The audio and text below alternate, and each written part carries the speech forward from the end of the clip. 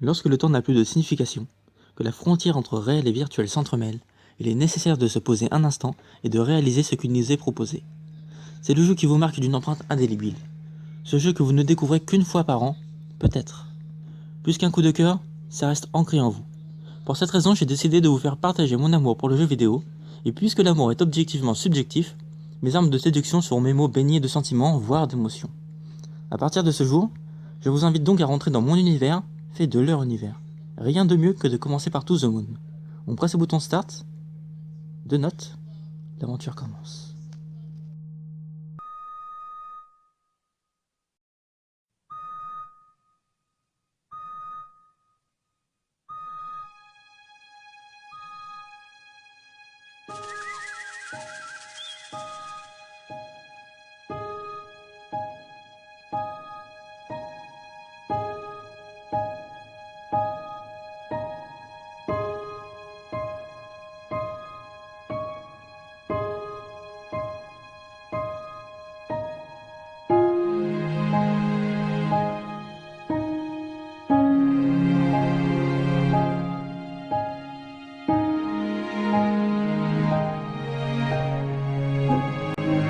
L'histoire au premier abord semble simple.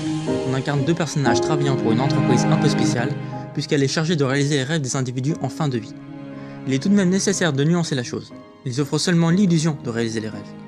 Ils interviennent par le biais des souvenirs ou des rêves. Le jeu nous amène donc à réaliser le rêve d'un patient qui est, comme le titre l'indique, d'aller sur la Lune. Cependant, le problème est le suivant. Le mourant ne sait pas pourquoi il va aller sur la Lune. Là, le véritable jeu commence. Armés de notre technologie, nous rentrons dans les souvenirs du patient afin de trouver l'origine de ce désir, en partant de son plus jeune souvenir au plus vieux. Par souci de respect, je m'arrêterai là concernant le scénario, puisqu'avant d'aller plus loin, je dois vous prévenir. Oui, toi qui considères qu'une expérience narrative n'est pas un vrai jeu vidéo, je t'ai reconnu. Retiens ta haine et laisse-toi aller car je te l'assure, et je te rassure, le jeu vidéo est un vaste monde. Et ce n'est pas parce que tu penses le contraire qu'il n'est pas un jeu vidéo. Là est tout le jeu entre l'objectivité et la subjectivité. Vous l'auriez donc compris, question gameplay c'est pas trop la foire à la saucisse, si vous voyez ce que je veux dire. On se déplace et on interagit quelques fois avec le décor. Dommage? Oui. Pénalisant? Non, certainement pas. De vous à moi ce n'est pas ce qu'on attend de ce genre de jeu vidéo. Et même si honnêtement les graphismes restent pauvres, le scénario à lui tout seul semble porter le jeu. À lui seul j'ai dit? Non, ça serait mentir. Car la musique transcende le tout, les compositions sont grandes et surtout diversifiées. De l'humour à la tristesse en passant par le suspense, tout est retransmis. To The Moon est l'exemple parfait de l'importance des compositions dans le jeu vidéo. Ajoutez une histoire faite d'émotions, d'humour, de suspense et plusieurs twists finement menés, l'histoire va vous emporter totalement. Et comme tout bon scénario qui se respecte, la profondeur est présente. Que ce soit la véracité des souvenirs, la mort, la maladie, autant de thèmes simples mais bien traités ici. Il est difficile de parler plus longuement d'un jeu qui joue sur le ressenti et l'histoire. Dans tous les cas, n'hésitez pas à y jouer.